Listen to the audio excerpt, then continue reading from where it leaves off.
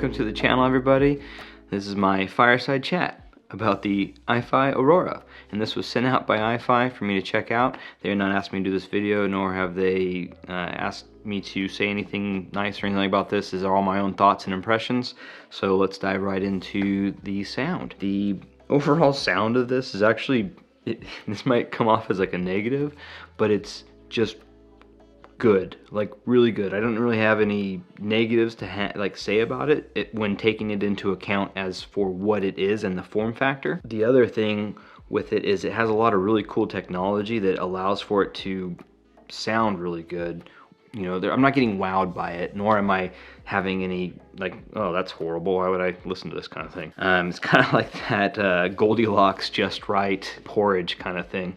Pretty interesting, because going into like the lows for this, it has some passive radiators on the bottom just below each speaker here.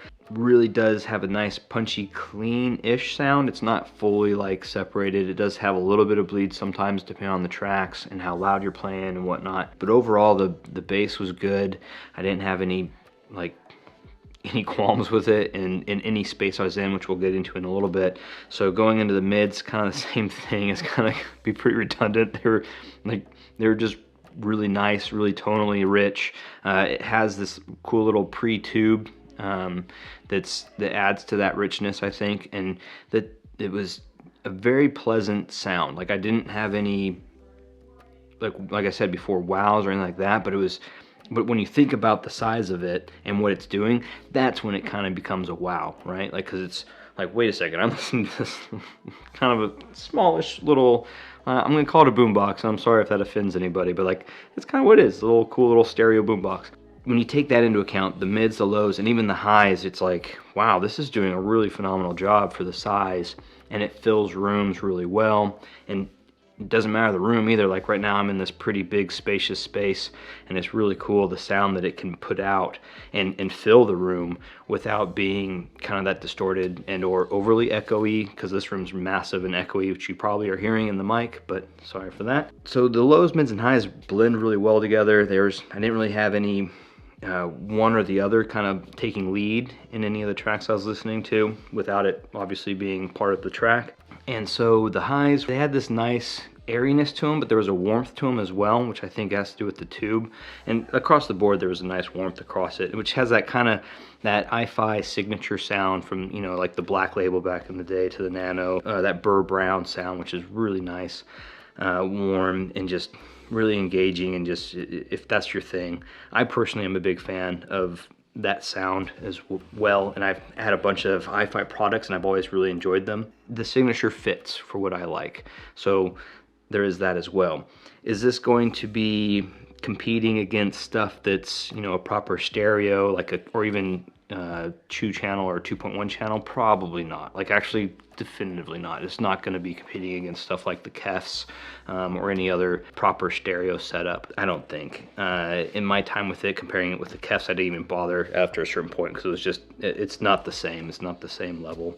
And on top of that, if you want, like, I guess the closest would be the Kef Metas as far as price point, but then you're not accounting for amps, DACs, and any accessories to add to get all the work and come together. So comparison wise, not really much to compare against it, so take that into account. So going into the technology side of it, it has some really cool things it's doing. First up is auto room tailoring, which is why I think it has such a great sound across the board, because what it does is it has a bunch of microphones all over it that pick up the room and then will EQ analog. It's an analog system. It works. Like, I had it in my small little office space that I usually do my videos in.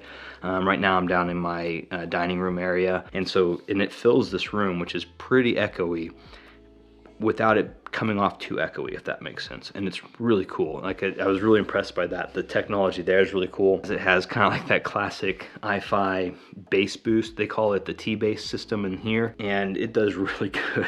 And I guess I'm somewhat of a bass head, so I never really moved off of there's 3 levels. I never really moved off the 3rd level. I messed with the other 2 levels and it was good, and they do a really good job, but I kind of like that extra bass, especially in the bigger spaces. In the smaller space, it wasn't as big of a deal, but then I still liked it because of, you know, that little bass head action going. And so the other part of the technology is the connectivity suites, which has Bluetooth 5.0, and it covers the gamut of anything along those lines. It also has your classic analog connections as well. So RCA, it has SPDIF. I think that's, oh, you can actually plug in a micro SD card with all your music on that, and it'll play from that as well. Play it off that with, I think there's an app for it you can get. I didn't really bother with that though. I just played it direct off my phone.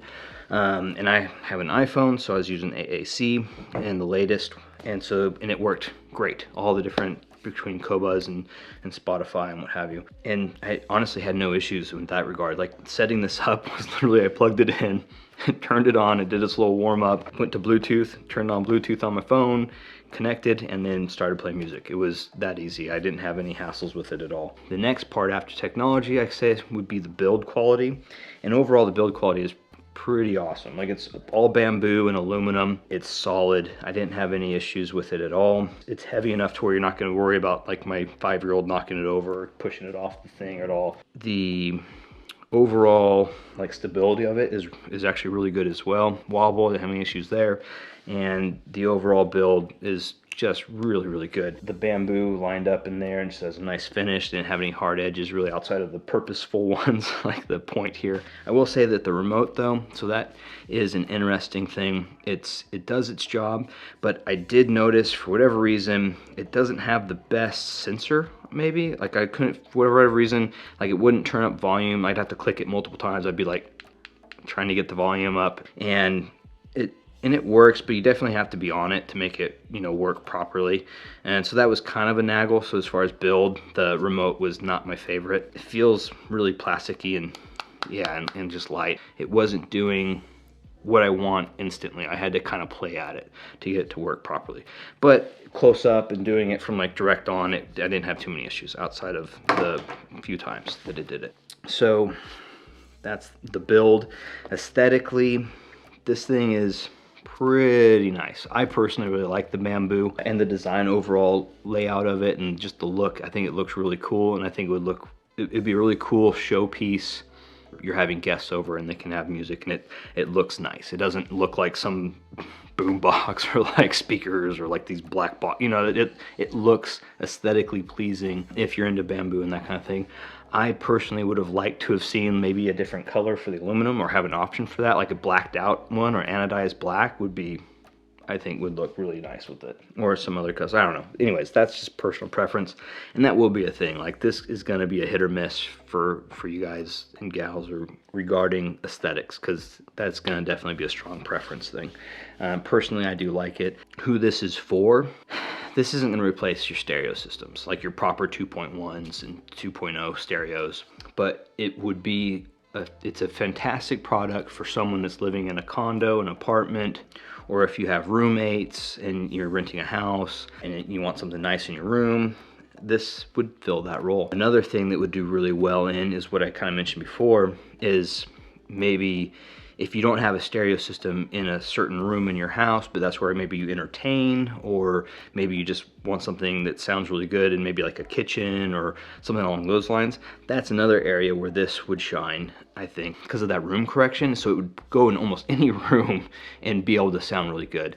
And it does perform really well at lower volumes, which I was really impressed with as well. And so, like, for instance, when you have guests over and you want to have background music, but you also don't want it to be like competing with your guests talking, this does really well with that. I was actually surprised. Like, I didn't, you know, I don't know if you've ever been at a dinner party where someone has the music and it's kind of really loud, so you end up talking really loud and everyone's trying to talk over not only other people having conversations, but then the music, and then it just turns into this giant wall of noise in the room or the space that you're entertaining in, and that can be problematic. Where this was like, it just had a nice even keel room filling without being overwhelming sound, and so that was really nice. The two scenarios that I could think of that would be really well in is like an entertaining room, or that doesn't already have a stereo system, or something along those lines, like in a kitchen, or just something that you want music in but don't necessarily want to have a full stereo system in.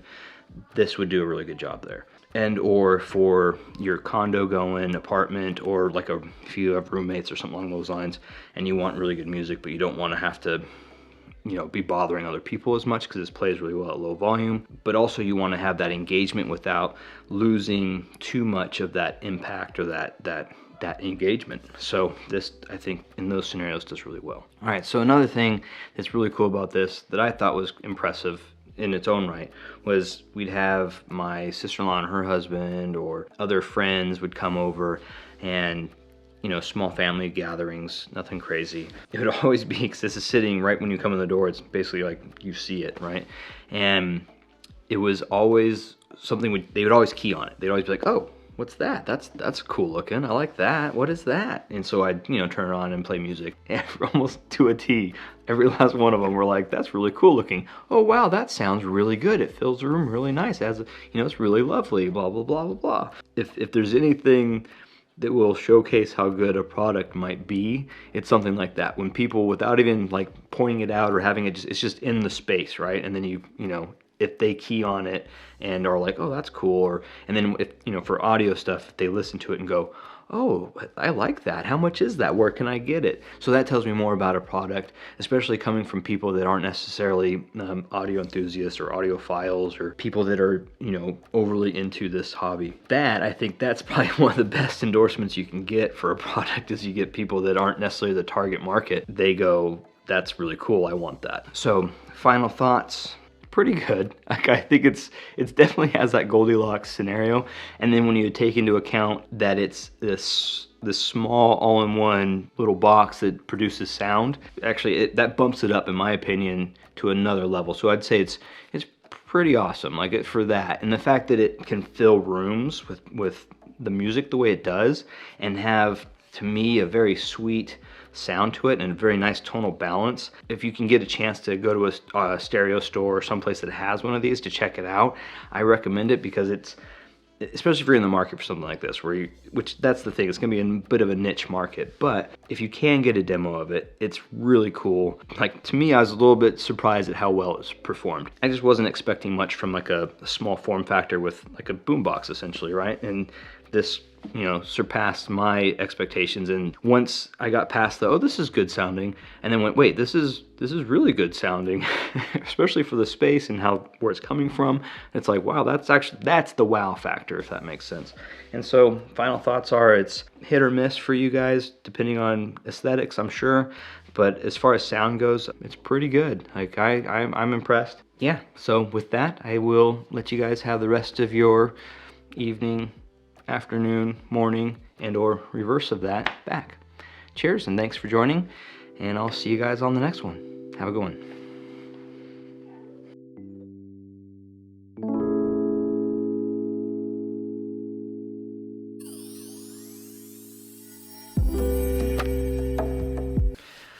All right, welcome to the channel, everyone. Today we'll be talking about the iFi, Aurora, iFi. Nope, that's not good.